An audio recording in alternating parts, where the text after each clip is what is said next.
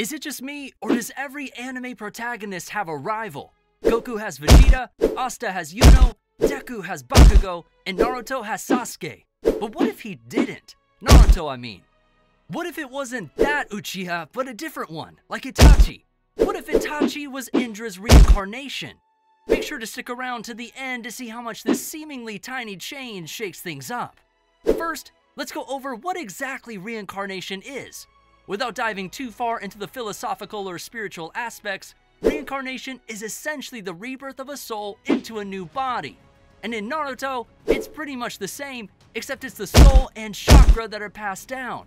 Indra and Asura, the sons of the Sage of Six Paths, are constantly being reincarnated into their descendants, members of the Uchiha and Senju clans, to continue their millennia-old rivalry. Classic sibling stuff. And quite a few of Indra and Asura's reincarnations went on to be some pretty important characters. For example, Naruto and Sasuke, and the reincarnations before them were Madara and Hashirama. With that out of the way, let's get to the actual story.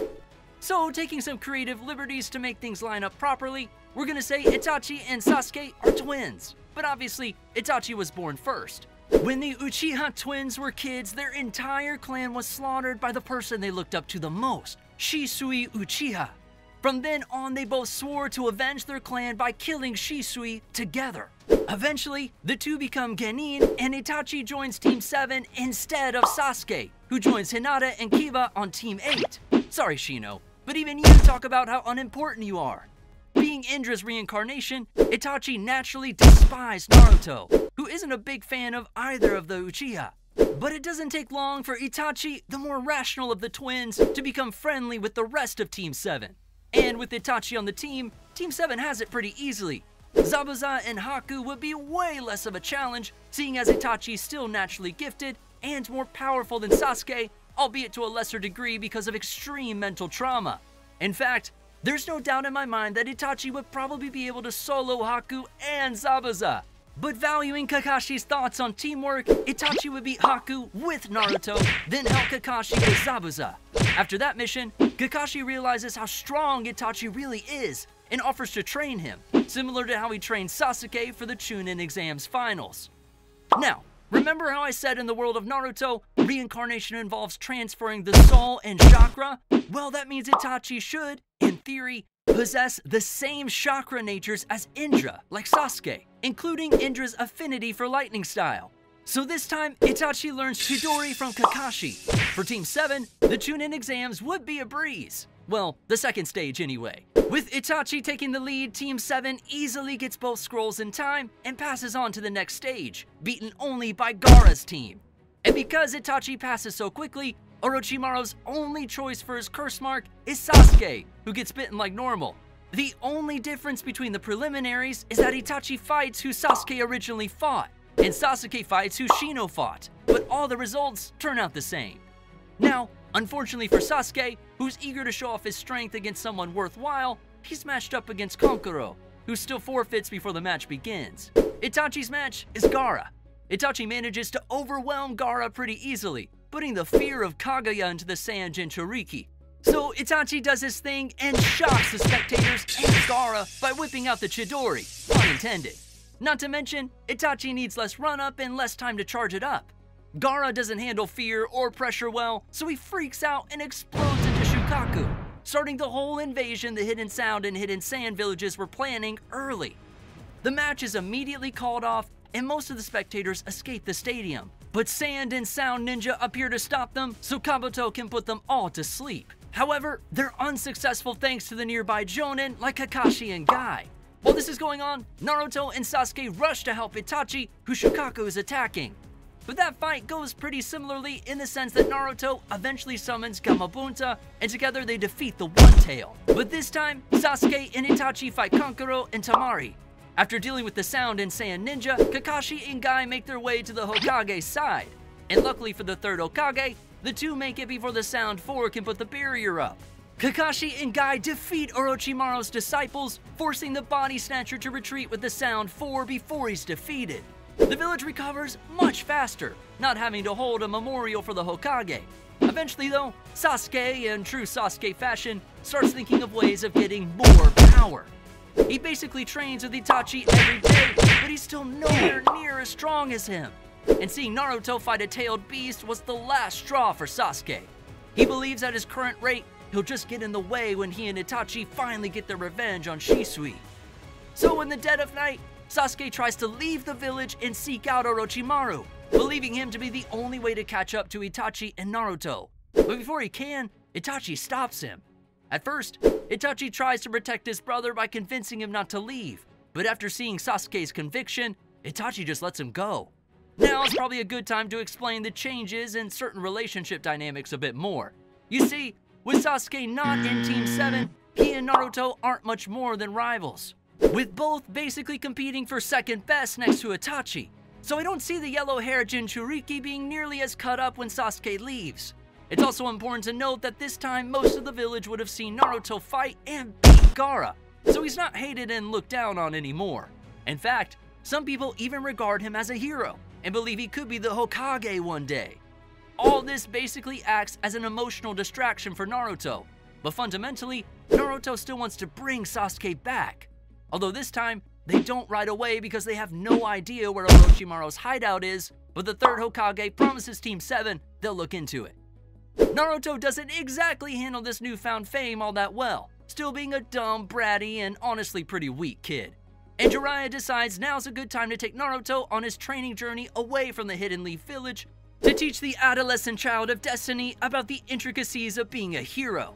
Things go well, Naruto learns the Rasengan and all that stuff, this time fueled by the desire to keep the love and administration of the people instead of wanting to prove them all wrong. Back in the Leaf, Itachi feels as though he's hit a ceiling in his abilities. Seeing this too, Kakashi, being the amazing teacher that he is, recommends Itachi to the Anbu. Itachi joins and finds a natural affinity for the Black Op missions. Slowly but surely, he gains even more skill and finesse. And after slightly less than 3 years, Naruto returns with Jiraiya just in time to learn the village knows where Orochimaru's hideout is and is planning a mission to retrieve him. Together, Team 7 reunites and is assigned the mission to retrieve Sasuke. Along with their fellow Genin and Guy, Team 7 heads out to get Sasuke and capture Orochimaru. The teachers deliberately set off traps that surround the hideout with the help of Neji and Hinata to lure Orochimaru out. Instead, Kimimaro and the Sound 4 run out to attack the Leaf Ninja. The Genin storms the hideout looking for their long-lost comrade, only to be met by him. But he refuses to go with them. Itachi tells him they're strong enough to achieve their goal, but Sasuke says until he's strong enough to kill Itachi, they're not strong enough. Sasuke starts fighting his brother, while Naruto and the others leave to seek out Orochimaru before he can make an escape as per Itachi's wishes. They eventually find Orochimaru and Kabuto and start the fight of their lives. Naruto and Sakura go for the stickman, while the others handle Kabuto. Before long though, Naruto explodes into the mindless four-tailed cloak and starts tearing through the battlefield. Sakura and everyone else are forced to stay back because of Naruto's feral attacks and raw power. Eventually, they defeat Kabuto and evacuate the hideout, which is falling apart thanks to Naruto and Orochimaru. Meanwhile, Itachi and Sasuke are in an all-out battle, with Sasuke having activated his curse mark second form, and for once, Sasuke seems to have the upper hand on his brother. But then, Sasuke stops and tells Itachi he's disappointed in his brother's power, because he'll have to kill Shisui alone. See, this time Sasuke's the one with the terminal illness, which has only grown worse because of his curse mark. After hearing all this, Itachi agrees to end his brother's suffering, but not before Sasuke tells Itachi to take his eye. Because before leaving the two brothers in a haunting genjutsu all those years ago, Shisui told them about the Mangekyo, how to obtain it, and for one of them to take the other's eye should one of them die. So Itachi kills Sasuke and takes his eyes, awakening the Mangekyo just in time to fight an uncontrollable Naruto. Naruto brings the entire hideout down, but Itachi survives with the Susanoo. Itachi uses his newfound Mangekyo, which has a different pattern, more like Madara and Sasuke's, to fight Naruto. Eventually, Itachi's able to use the Susanoo to hold the angry fox boy long enough for Sakura, who now specializes in genjutsu and healing, to seal the demon. And that's practically where the mission ends. Oh yeah, and Naruto killed Orochimaru. Back home, Itachi trains using his new abilities while Naruto recovers in the hospital. But eventually, Team 7 is called in to rescue Gaara from the Akatsuki, With Itachi and his nice eyes, it's a trivial exercise. They save Gaara before he gets his soul sucked, and this time, Deidara doesn't get away. He's char-grilled by the Amaterasu. Having killed a member of the Akatsuki with relative ease, Itachi decides it's time to take his revenge. And just like when Itachi and Sasuke had their final fight, Itachi meets Shisui in the Uchiha hideout. They begin their fight by trapping each other in Genjutsu, then switch hand to hand, and ultimately, Itachi overpowers Shisui with the Amaterasu and Chidori. And finally, Itachi kills Shisui, getting revenge for his entire clan. Itachi notices his vision going from overusing the Mangekyo and decides it's time to transplant Sasuke's eyes with his own, which is both very safe and definitely won't cause a doctor to pass out. But from here, not much to note happens until Pain decides to go after Naruto earlier than usual, surely nothing to do with his teammates dropping like flies. But this time, no Sage Mode Naruto. So the third Hokage and Itachi act as the main pillar of defense against Pain. But being a genius, with some of the best eyes in the business, Itachi notices the people attacking him are corpses. Itachi entrusts Naruto to help stall for time while he fakes being killed so he can search for who's controlling the corpses. It doesn't take long for Itachi to find Nagato, but he has gone through Konan before he can get to the Rinnegan user. Eventually, the third Hokage is killed by Pain, sending Naruto into a familiar rage. Like in the show, the Jinchuriki fights Pain while the number of his tails increases. As Itachi manages to kill Konan, Naruto unleashes the Nine Tails but gets stopped by his dad's failsafe. Itachi kills Nagato and the day's saved. Unfortunately, the ones who died stayed dead.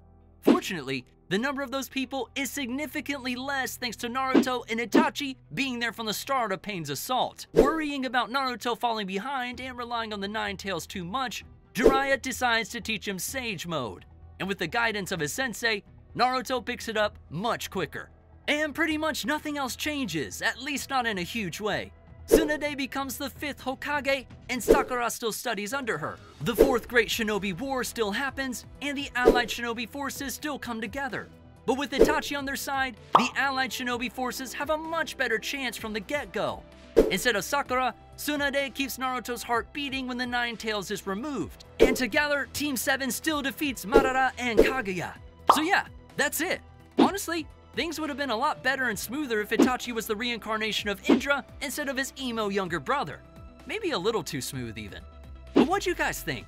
Was having Itachi as the main character the good ending, or did it leave something to be missed? Be sure to let us know down below. Check out this video next.